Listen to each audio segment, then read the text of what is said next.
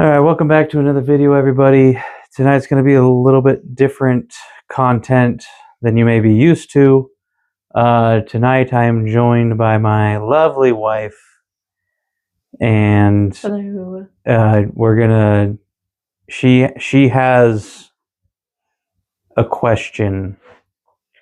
It's more of a prompt. I saw something on X the other day, and I thought it was a really strange thing for people to suddenly have pushback on. And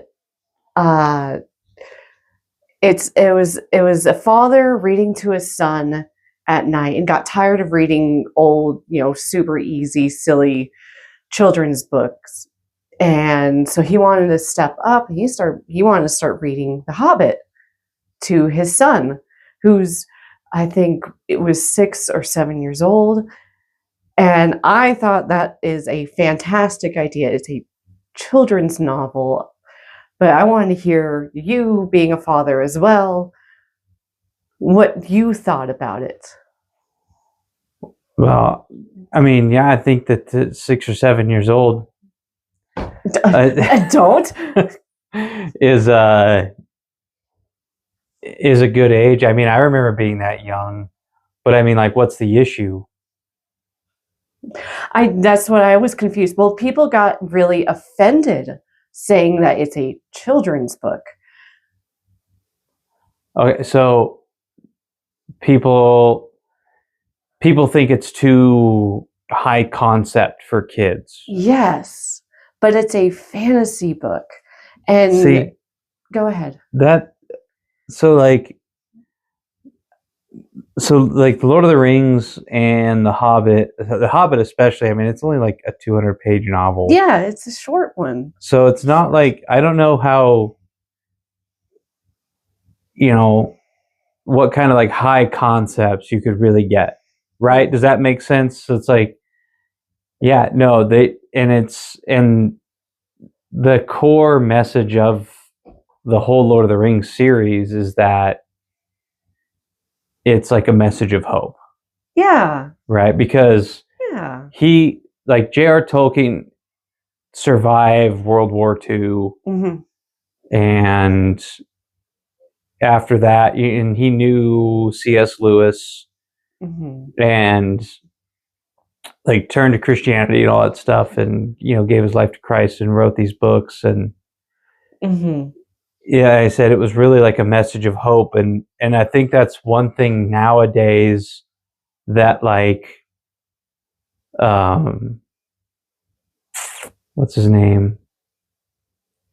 Martin, R.R. Martin, and he's been on record saying things like, "Oh, well, it's impossible that nobody dies," right? And he's criticized Tolkien for his writings and said it's impossible that nobody dies, right? And so, like, statistically, someone's going to die in these like large scale fantasies, and that's why in the Game of Thrones series, so many people do die. Yeah, it became so and it was unnecessarily.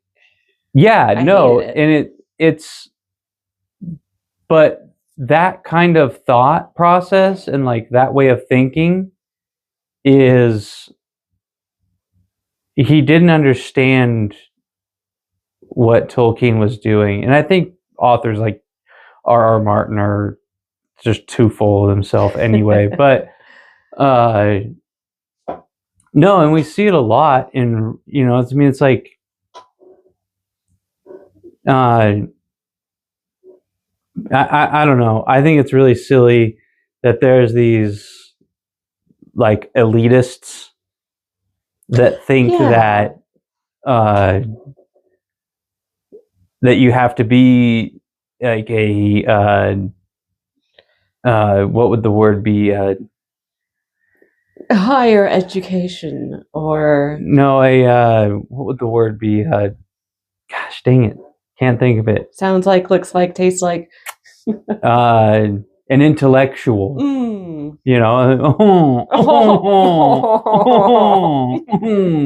You just don't understand the complex nature of J.R. Tolkien. Let and me what- get my wood pipe for Yes. this. Oh, yeah. No, shut up. I hate It's- that. It's such. When did you read these books? You like to read all the time, but I feel like those were very early entry for me. The Lord of the Rings series was first read to me when I was probably like 7 or 8 years old. Around the right time. Right around man. that same time. And then right before that, it was the C.S. Lewis, The Lion, the Witch, and the Wardrobe series. Yes. That was also something easy to read when I was able to in like late elementary Easy to school. read and easy to digest and easy to comprehend. But if you ask me, if there's a lot more nuance and a lot more high concept ideas, just with the allegories Yeah. in C.S. Lewis's writing than in Lord of the Rings. But they're not in your face either. It makes it more. Well, It's easy for kids to just enjoy the fantasy story of it, and that's what gets their attention, makes them Yeah. enjoy it, and go through the ride. And it is a parent that usually reads these to you until you're old enough to do it yourself. Yeah. They are supposed to be bedtime stories. Yeah, and they were read to me, and then I've reread them several times, and I have all of them on audiobook now, Mm-hmm. and I've listened to them all several times. There's like, I'm not saying that they're bad stories. I'm not like, No. there's a reason that like Brandon Sanderson calls Tolkien like the grandfather of Mhm. fantasy writing, because Yeah. we wouldn't have modern fantasy writing if it weren't for J.R. Tolkien. Mhm. And anybody that wants to like criticize him there's definitely there's criticisms that can be leveled against Tolkien. I think that like, okay, the one thing that bothers me about the Tolkien books, the one thing that bothers me about Lord of the Rings Go on. is the songs and like the really in-depth genealogy of characters. And I feel like that's almost Tolkien himself kind of, I don't know, it feels really self-important. Like just the fact that he wrote the whole series based on a fake language that he wrote. made. You know what I Yeah. mean? Like, it's really like self-indulgent to do the Mhm. song numbers and all that stuff. But that's just like my own personal criticism I have towards him. But like I said, when you get authors like R.R. Martin and is it Terry Goodkind? Mhm. Terry Goodkind he's a really self-important author, and I don't know I think I've read like 2 of his books, but in person he's not a good character. I think the problem that I have with R. Martin is it's a problem I have with a lot of mature content, movies, series, and all that stuff, is that it thinks that it can be a higher education or whatever we just said, intellectual, Yeah, because it's intellectual. for a more mature Yeah. audience. So it's more of an intellectual thing. Yeah, a very highbrow. But it's not. It's almost dumber somehow. I didn't read any of Game of Thrones, but I tried to digest. I tried to watch the series, and I hated it.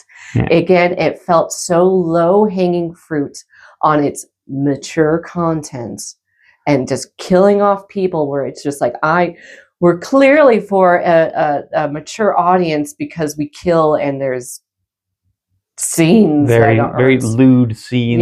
Yeah. that aren't for children.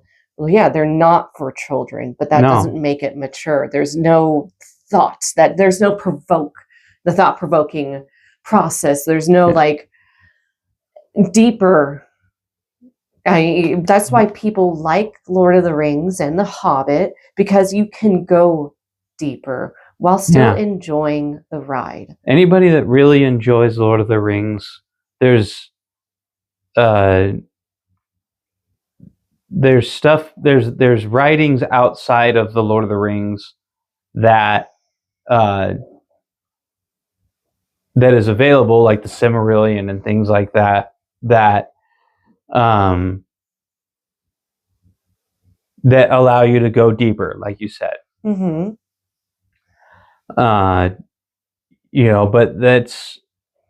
But that should always be auxiliary, or that should always be like secondary, and it should be a choice to I agree. And so that's one thing, like, going back to Brandon Sanderson, go ahead, is all of like the in-between books within his series, the filler episodes. There's books that are, novellas that are filler episodes, but they also have like crucial information that you need for context for the overarching story. Oh, it was almost like DLC. Yeah, and it's real. And I haven't read hardly any of them because I don't feel like I should have to. Right? That's why I haven't read the Silmarillion from J.R. Tolkien. Right. But I'm also yeah, I don't know. I love Brandon Sanderson. I know you do. You do. He's one of my favorite authors. Notice us, Brandon. Notice me, senpai. Oh God.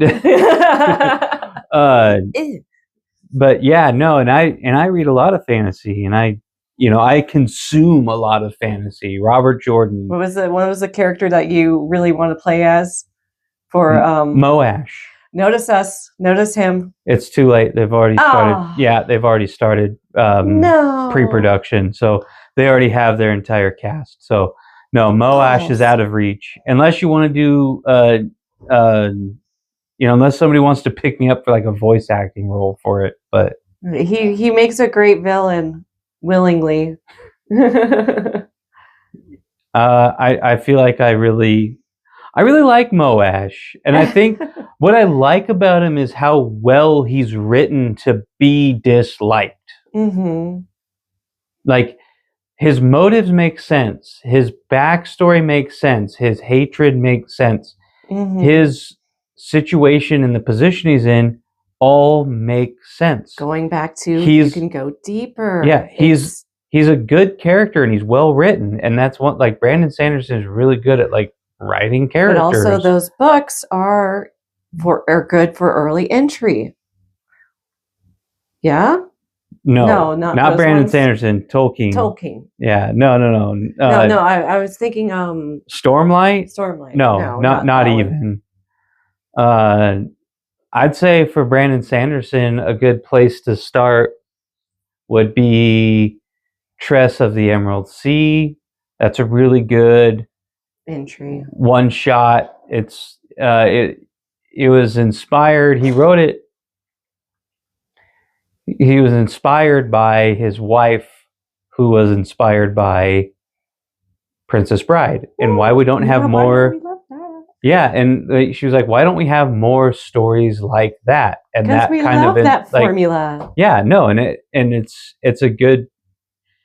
a perfect hero's journey. And then Yumi and the Nightmare Painter is also a really great book, and it's a standalone book by Brandon Sanderson.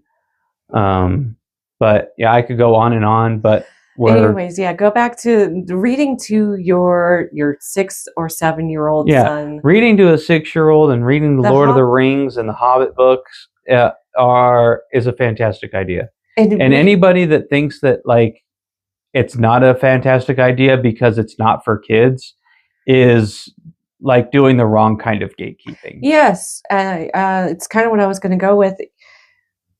It's why we like certain video games. We like certain stories from it, and we can grow up and still continue to like it because once we start digesting more of it, and you know me, I love lore. I will dig and dig to find things and connect things and put them together. I love lore. So when I can, when I was younger and I can enjoy Legend of Zelda, and then now I'm an adult, I love like going more into it because you can still unearth things. Well, we're running out of time, and so I'll just end with this. If we're not supposed to read these stories to our kids when they're young, then we're not going to inspire them to be interested in them once they're older. Exactly. And so I said, it's a weird way to gatekeep. Yes. It's a weird thing to gatekeep. It's a weird thing to get backlash for. Yeah, like, no, I'd say if you've got a 6-year-old, read them The Hobbit, read them the Lord of the Rings series, read them C.S. Lewis's Lion, the Witch, and the Wardrobe. Get them invested in that, because like I said, the Lord of the Rings series, so Tolkien survived. I don't believe he was in World War I, but I know he was in World War II, and I wouldn't know. He's, and through that survival and through that, he learned about hope, and he became friends with C.S. Lewis, and they had a wager. I mean, there's like a lot, there's so much to unpack about their, maybe another, like their friendship, and maybe that'd be another video, but, that's what Lord of the Rings is all about. Hope, and for a new tomorrow, for a brighter day, and surviving the chaos, and not being broken. Anyway, those are just our thoughts. Let us know yours in the comments below, and make sure you like and subscribe, and have a good night. We'll see you in the next video.